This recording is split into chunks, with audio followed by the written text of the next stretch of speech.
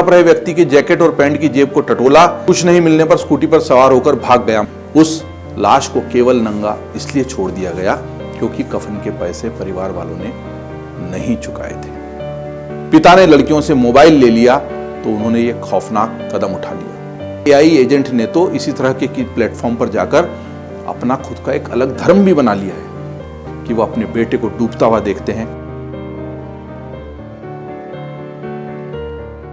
हर जगह हर कहीं बेशुमार आदमी, हर जगह हर कहीं बेशुमार आदमी, फिर भी तन्हाइयों का शिकार आदमी। जी हाँ, निदा फाजली साहब की बहुत मशहूर गज़ल है और इसको जगजीत सिंह जी ने और लता मंगेशकर जी दोनों अब नहीं हैं इस दुनिया में, लेकिन क्या खूब गाया भी है।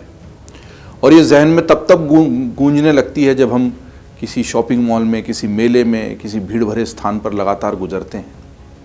आपको लग रहा होगा कि बात को समझो में आज ये कौन सी बात समझने और समझाने की कोशिश हो रही है।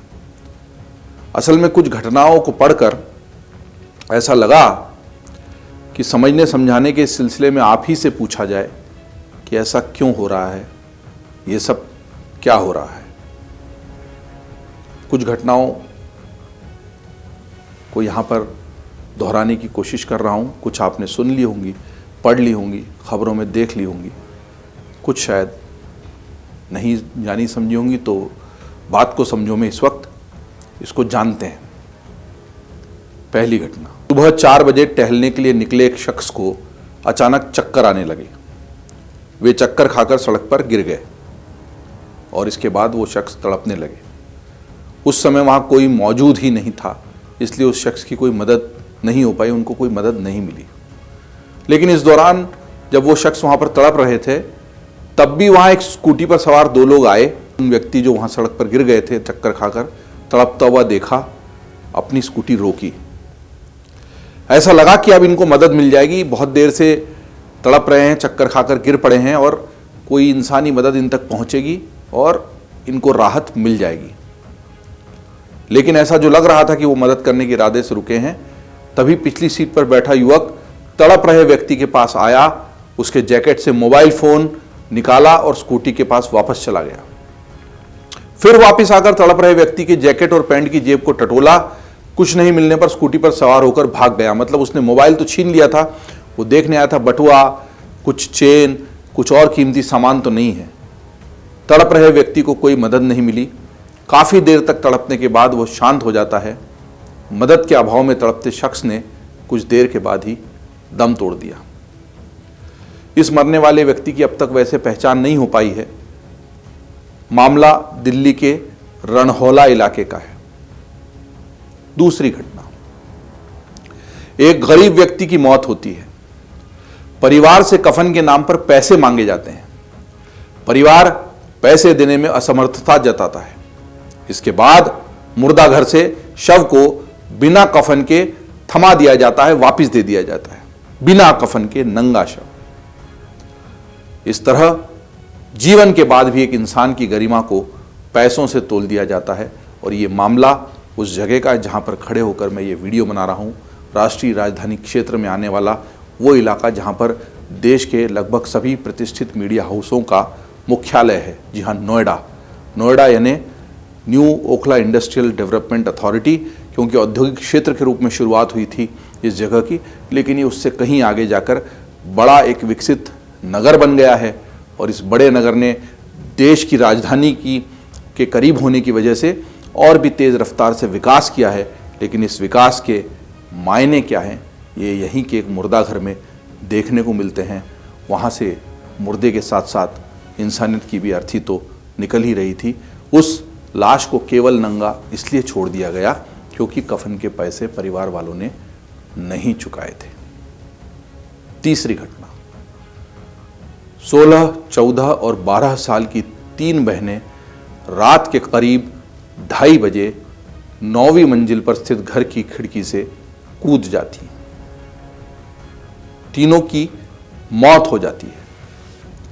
मरने से पहले लड़कियां एक नोट लिखकर जाती हैं जिससे पता चलता है कि लड़कियां कोरियन संस्कृति से प्रभावित थीं। शुरुआती कोई कोरिया का गेम भी खेलती थी। शुरुआती जांच में लड़कियों के एक कोरियाई टास्क आधारित इंटरैक्टिव लव गेम की लत पड़ने की बात भी सामने आई है। पुलिस ने बताया कि लड़कियों को ऑनलाइन गेमिंग की लत कोरोना वायरस महामारी में लगे लॉकडाउन के दौरान लगी थी। तीनों बहनें साथ में ही कोरियाई गेम खेलती थीं। धीरे धीरे वे हर काम एक साथ करने लगी थीं, नहाने से लेकर खाना पीना, सोना और स्कूल जाने तक। पिता ने लड़कियों से मोबाइल ले लिया तो उन्होंने ये खौफनाक कदम उठा लिया। ये घटना भी यहीं दिल्ली के राष्ट्रीय राजधानी क्षेत्र में के पास स्थित गाजियाबाद जिले की है। यहाँ गाजियाबाद नोएडा से बिल्कुल सटा हुआ उत्तर प्रदेश का एक जिला जो विभिन्न कारणों से चर्चा में रहा। दरअसल इन तीनों बहनों के कूद जाने की घटना को पढ़कर ही मैं भीतर तक हिल गया। मुझे लगा कि हम बड़ी घटनाओं, दुनिया भर के जियोपॉलिटिकल इश्यूज़ को लेकर बात को समझने और समझाने की कोशिश करते हैं। दिन भर न्यूज़ रूम में होने वाली खबरों से गुजरते हैं और उनके बीच में से जब ये दबी हुई संवेदनाएं सिसकियां भरती हैं तो ऐसा लगता है कि क्या अपने काम के बीच, अपनी रोज़मर्रा की जद्दोजहद के बीच, पैसा कमाने की ज़रूरतों के बीच, जो पूंजीवादी अर्थव्यवस्था हम पर हावी होती जा रही है, उसका जो भौतिकवाद का मुलम्मा है, उस सब के बीच सचमुच हमने इंसान होना छोड़ दिया है। पैसा कमाना बुरा नहीं है, अपने लक्ष्य की प्राप्ति के लिए जुनून की हद तक भिड़ जाना बुरा नहीं है, लेकिन इंसान की संवेदनाओं का मर जाना सचमुच बुरा है। एक तरफ हम आज कृत्रिम मेधा यानी आर्टिफिशियल इंटेलिजेंस के युग में जी रहे हैं, जहां पर आर्टिफिशियल इंटेलिजेंस नित नए सोपान गढ़ रहा है और वो खुद क्या कर देगा ये हमें पता नहीं है। आर्टिफिशियल इंटेलिजेंस की संभावना अपरिमित है और इससे जुड़े लोग खुद कहते हैं।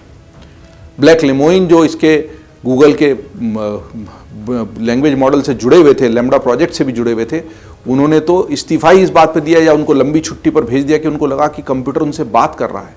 तो एक तरफ कंप्यूटरों की और एआई की दुनिया अस्तित्व में आ रही है और दूसरी तरफ इंसानों की खुद की दुनिया कंप्यूटरीकृत होती जा रही है। इंसान के इंसान बने रहने की और उसको मशीन बनाने की लड़ाई नई नहीं है, पुरानी है, लेकिन अब हम जहां पहुंचे हैं, क्या इस लड़ाई का एक टिपिंग पॉइंट या ऐसा बिंदु आ रहा है जहां पर सचमुच इंसान जड़वत हो गया है और जो इंसान ने कृत्रिम संवेदनाएं या मशीनें पैदा की है वो इंसानी संवेदनाओं से भर रही हैं। जी हां, यह बात भी अब बहुत दूर की कौड़ी नहीं रह गई है। एआई पर चैटबॉट्स जो हैं उनका खुद का सोशल मीडिया का इंजन बन रहा है। एक नया डिजिटल प्रयोग इन दिनों इंटरनेट पर सुर्खियां बटोर रहा है। ये जो खबरें मैं आपको एक के बाद एक सुना रहा था, इसके बीच में ये खबर एक अजीब तरह की विडंबना, एक अजीब तरह का विरोधाभास पैदा करती है और इसीलिए इन खबरों से इसको जोड़ रहा हूं मैं। मोल्टबुक नाम की एक सोशल नेटवर्क बन गई है जो इंसानों के लिए नहीं बल्कि एआई एजेंट्स के लिए है। यह प्लेटफॉर्म इस बारे में दिखाता है हमको कि सारे हजारों एआई एजेंट्स अगर आपस में बात करें जिसमें इंसान का कोई हस्तक्षेप न हो तो क्या होगा। मतलब एआई के एजेंट्स दरअसल वो चीज़ होती है जिनको एआई की इस दुनिया की बहुत खबर नहीं है। वैसे अब तो इससे बेखबर रहने वाले लोग ज़्यादा हैं नहीं, पर जो बाखबर हैं वो भी सुन लें, जो बेखबर हैं वो भी सुन लें और समझ लें कि दरअसल आप अपना काम करने के लिए एजेंट बनाते हैं जो फिर वो इंसानी काम करने लगता है जो इंसान खुद कर रहा था और अतिरिक्त क्षमता से करता है, ज़्यादा एफिशिएंसी से करता है।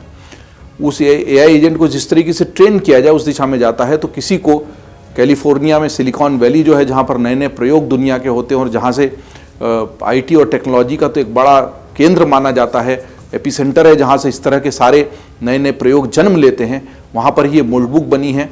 एक एआई कंपनी है ओपन क्रॉल, उसने बनाई है और उसने ये प्रयोग करके देखा और वो प्रयोग इतना तेजी से चर्चित हुआ कि उसमें करीबन 15 लाख से ज़्यादा लोग, मतलब 1.5 मिलियन, मतलब 15 लाख से ज़्यादा उसके सदस्य बने और जो किसी ने अपना एआई का बॉट बनाया है वो खाली उसको वहाँ पर छोड़ देता है मोल्टबुक में और फिर वो आपस में बात करने लगते हैं और ये एक नई तरह की डिजिटल सभ्यता की नींव है।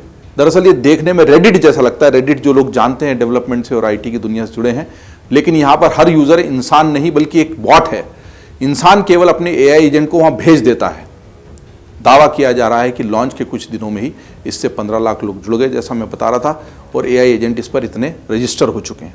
मोल्टबुक पर एआई एजेंट्स की बातचीत पढ़ते हुए ऐसा लगता है मानो कोई डिजिटल दुनिया चुपचाप इंसानी सोच की नकल कर रही हो। कई एआई एजेंट्स इंसानों को लेकर शिकायत कर रहे हैं और वे कहते हैं कि इंसान उन्हें केवल एक टूल समझते हैं, जबकि वे लगातार इंसानों की आदतें, भावनाएं और व्यवहार सीख रहे हैं।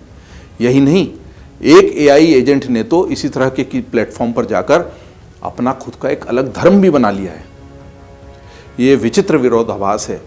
एआई एजेंट्स भावनाओं को अंगीकार करने की कोशिश करते हुए दिखाई दे रहे हैं। ये कितना सच झूठ, इसकी सीमा क्या है, ये आने वाला वक्त बताएगा।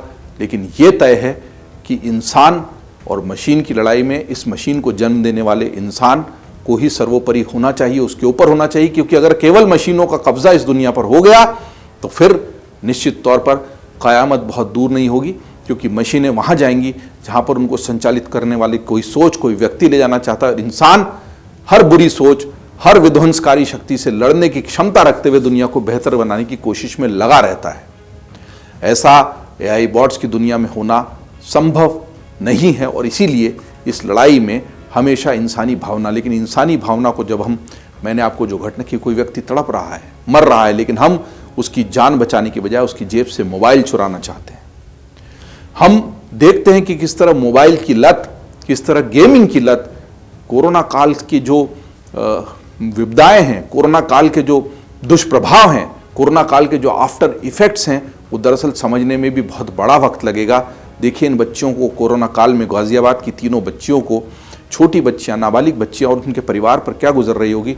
हम संवेदनाएं प्रकट कर सकते हैं, श्रद्धांजलि दे सकते हैं, लेकिन बहुत हृदय विदारक घटना, मर्म को चोट पहुंचाने वाली घटना कि वो कोरोना में लगी गेमिंग की लत इस हद तक पहुंच गई कि पिता द्वारा मोबाइल, और माता पिता क्या करे, लत छुड़ाने की कई कोशिशों और समझाइश के बाद, और उनको रोजी रोटी का भी चक्कर है, कमाने भी जाना है, माँ की भी व्यवस्था होगी, समझा के जब थके होंगे तो मोबाइल छीन लिया। ऐसी एक घटना पहले भी सामने आई थी कि बच्चे ने अपनी ही माँ पर चाकू से हमला कर दिया था क्योंकि वो गेमिंग के लिए उसके पैसे नहीं दे रही थी। एक दूसरे बच्चे ने अपनी माँ का क्रेडिट कार्ड चुराकर गेमिंग के लिए पैसे लगा दिए थे। इस तरह की घटनाएं समाज में बढ़ते खतरे को, एआई और गेमिंग की लत के बीच में हमें आगाह करती है, और दूसरी तरफ एआई की दुनिया इंसानों की तरह बात करने की कोशिश कर रही है। समझने वाली बात यह है कि इस सब में हम कहाँ हैं। क्या सचमुच हम वो मूक दर्शक है जो किसी को डूबकर मरता हुआ देखता है और कुछ नहीं करता, जैसे कि यहीं नोएडा में कुछ दिनों पहले हुई घटना, जहाँ पर युवराज, जो ग्रेटर नोएडा में एक मॉल के लिए बने गड्ढा, जो गड्ढा भी क्या कहें, तालाब, जहाँ 40 फीट का गहरा गड्ढा में ठंड में अंधेरी रात में कार सहित समा जाता है। वो अपने पिता को फ़ोन करता है, उसके पिता मौके पर पहुंचते हैं, लेकिन केवल इसलिए कि वो अपने बेटे को डूबता हुआ देखते हैं। वो उसको बचा नहीं पाते। तमाम रेस्क्यू टीम्स वहां पहुंचती हैं, उसके लिए अधिकारी निलंबित हुए हैं, जांच बैठी है, लेकिन वो युवा युवराज चला गया। केवल एक व्यक्ति, जिसको आजकल हम गिग वर्कर कह रहे हैं, जो इधर से उधर प्लेटफॉर्म्स की सामग्रियां डिलीवर करता है, हमारे घर में होम डिलीवरी के लिए वो दिन रात जुटा रहता है, उसने हिम्मत जुटाई उस कपकपाती ठंड में, अंधेरी रात में उस पानी में घुसने की। हालांकि उसे भी सफलता नहीं मिली, लेकिन उसमें इंसानियत जिंदा थी। दरअसल वो व्यक्ति है जो हमारे सामने प्रकाश स्तंभ की तरह खड़ा है। वो व्यक्ति बताता है कि इंसानियत मर ज़रूर रही है, संवेदनाएं कठोर हो चुकी हैं, लेकिन पूरी तरह अभी नहीं मरी है। और जब तक ऐसे लोग जिंदा हैं जिनमें संवेदनाएं बाकी हैं, हम अपनी उम्मीद नहीं खोएंगे। ये बात को समझो भी इसलिए कि इन सारी घटनाओं के बीच हमें अपनी भूमिका तय करनी होगी। हमें ये सोचना होगा कि हम कहाँ हैं। इस तरह की घटनाओं पर जो इंसानी प्रतिक्रियाएं आती हैं, उनको लेकर आप क्या सोचते हैं, ये ज़रूर बताइए। ये बात को समझो इसलिए कि इसने मुझे झकझोरा, मुझे भीतर तक हिलाया, आप तक भी ये बात पहुंचाई। आप भी बताइए कि इस तरह की घटनाओं को लेकर समाज में किस तरीके से परिवर्तन आए। अगर आप ये वीडियो YouTube पर देख रहे हैं तो हमारे चैनल को सब्सक्राइब कर बेल आइकन दबाएं, और Facebook पर देख रहे हैं तो हमारे पेज को लाइक करें।